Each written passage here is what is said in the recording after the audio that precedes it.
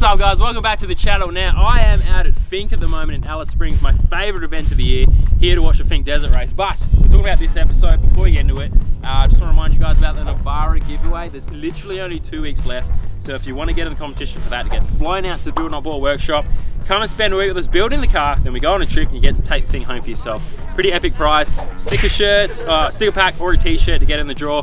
We've also got new merch coming out very soon as well, so that'll get you some extra entries if you want to get some stuff for winter.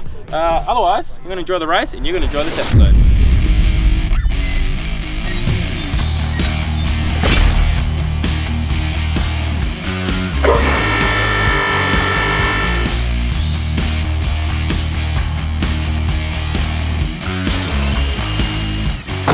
All right, we have a massive weekend coming up of drifting, and the good news is I'm jamming it all together into this one episode. We got Drift Nation on Friday, the Winter Jam from Carmate Revive on the Sunday, and then we've got the big track at QR on the morning session. But there's a couple of things we've got to do to the car before we get into that from last time. We've got to change tyres, all that good stuff. I'm hoping I can get a hydraulic handbrake that I've ordered to arrive in time to install that. And we've got some brand new shocks from Shockworks now. I chatted to the guys there. They're really good at actually setting it up. So these aren't something you just buy and throw on.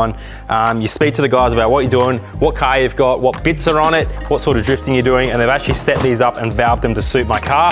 Now, we've had an issue with the front end of mine after it took a couple of hits. We've bent one of the struts, so that's what started me to do this. I wanted a couple of fronts. The boys there convinced me to do rears as well because it just makes the car drive so much better. They've got adjustments on top and bottom as well for your rebound, all that. Comes with some washers and stuff, an adjuster to set your ride height, and a pair of gloves that I assume you wear. So first things first, we're going to bang these in, see how the ride height sits, and then go from there. Oh, there's a knob on the bottom too. Sick.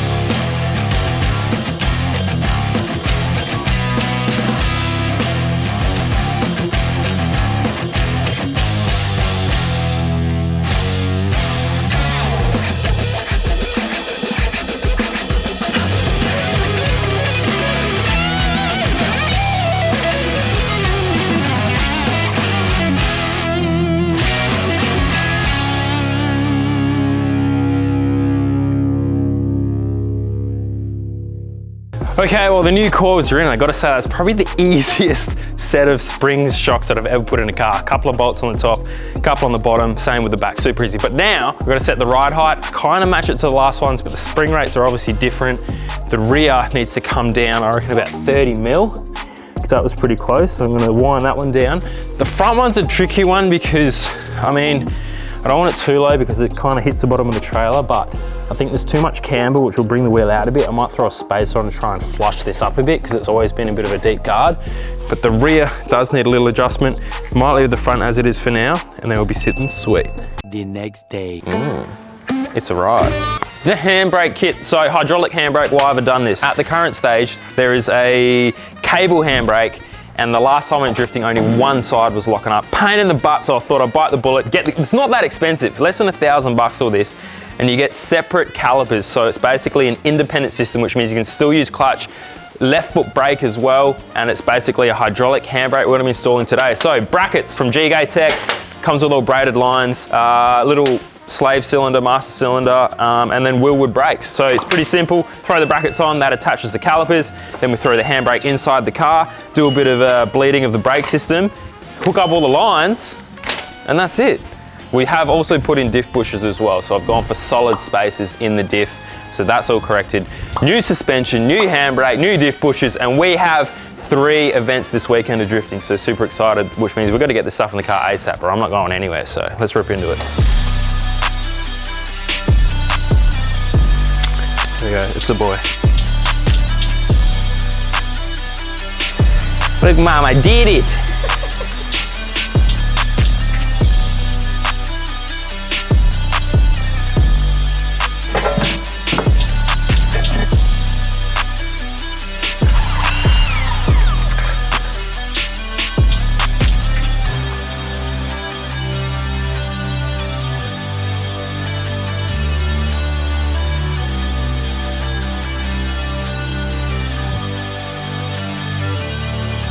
A few moments later. Alrighty, the handbrake is installed and kind of functioning, but today is a super special day. This kind of came out of nowhere. Queensland Raceway rang me and they're like, plans have changed. Mad Mike is in town now. If you don't know who Mad Mike is, it's this guy.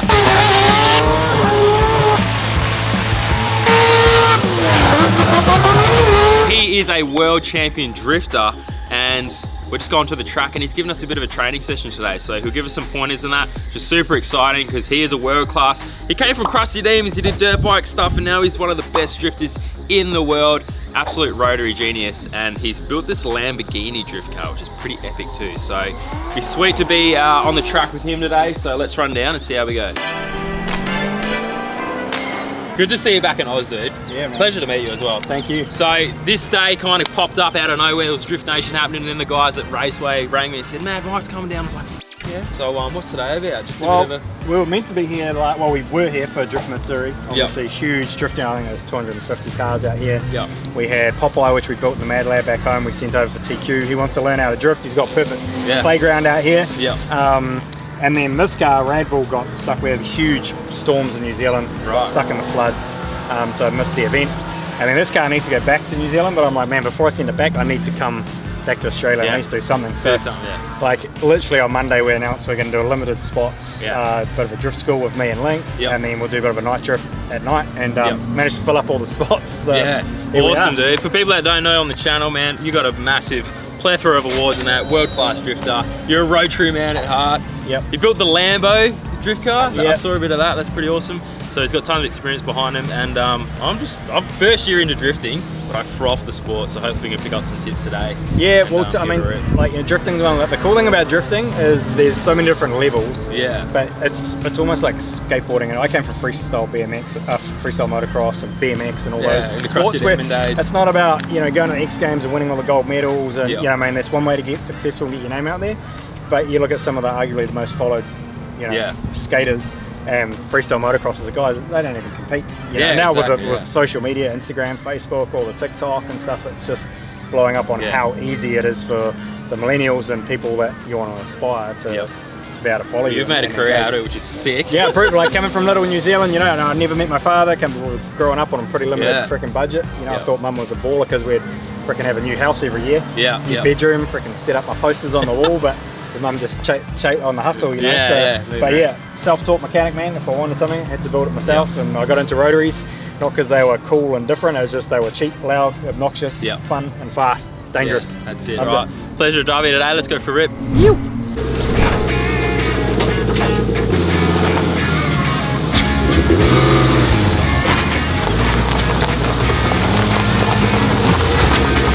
What did you buy?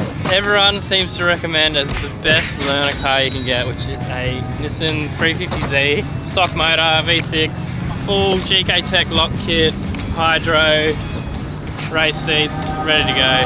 I think after that first corner, if I can get sideways, I think the nerves will settle and I'll be like, all right, let's go.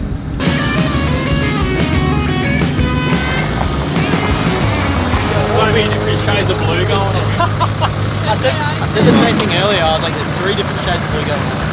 Yeah, because the canopy's still different. I was like, match this, and well, here we are. Oh mate, excited. First time in this one. Had breakages and breakages and breakages. It's first day out, technically, first day out. So you've been to this track before, for 10 minutes. It wasn't great. For 10 minutes and it died. But we're back. So we're sorted? I don't know. I haven't driven it. It's been tuned now. Oh, it's been wrapped blue. It's gonna work. Yeah, it's been wrapped. We'll fix it.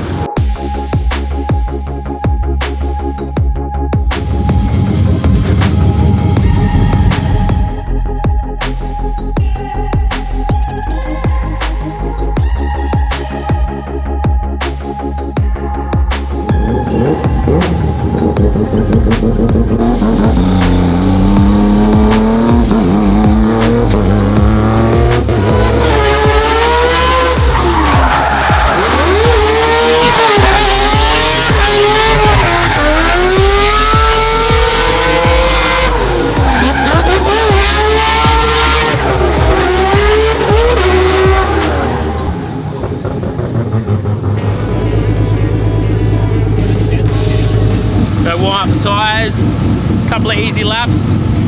If I know anything about me, I'll go too hard and crash the car. We don't want that. How does this work again? He did an insane run. Like mate, that was actually crazy. Makes me worried now.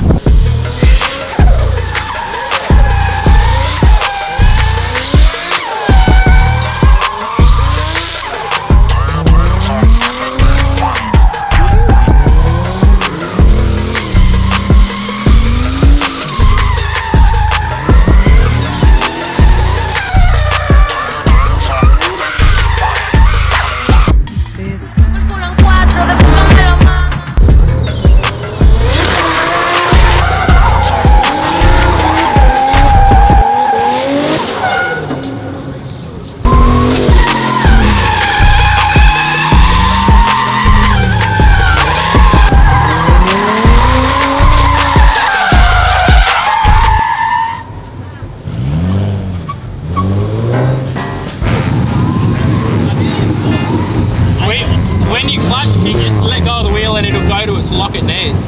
Like you're probably hanging onto it. Let Jesus take the wheel. Yeah, I seen it, was epic.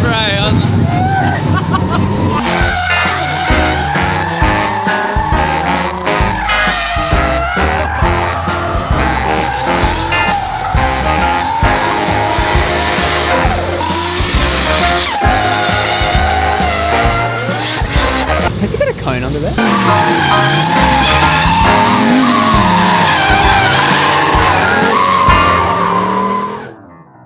I've been asking for some tips about more angle, tire pressures. I've got the new Shockworks shocks in, so we obviously put them at the start of the episode, and it's just tuning on that. So it says literally do some drastic changes, stiffen it right up, see how it feels, and then you can tweak it from there. So might play with some stuff soon, but I'm just trying to get the layout of the track right, and my ankle's sore.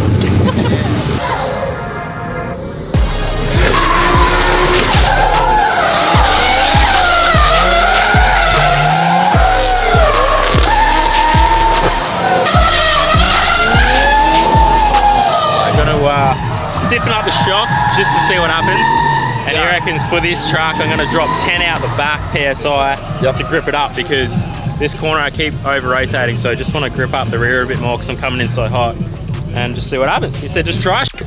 That's what you do.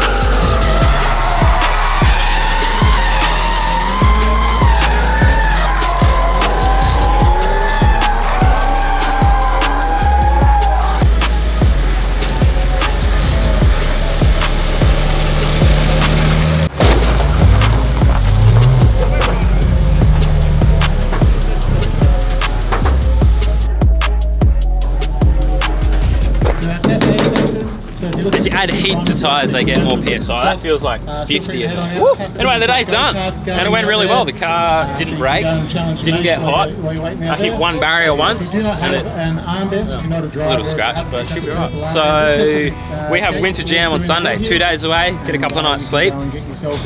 We need to wear costumes. We're a team. With Built Not Bought, Pro Check, Dare to Explore. What do they call it? Pro Built Explore. No, they cut me out of it. It's Pro Built. We'll see you Sunday.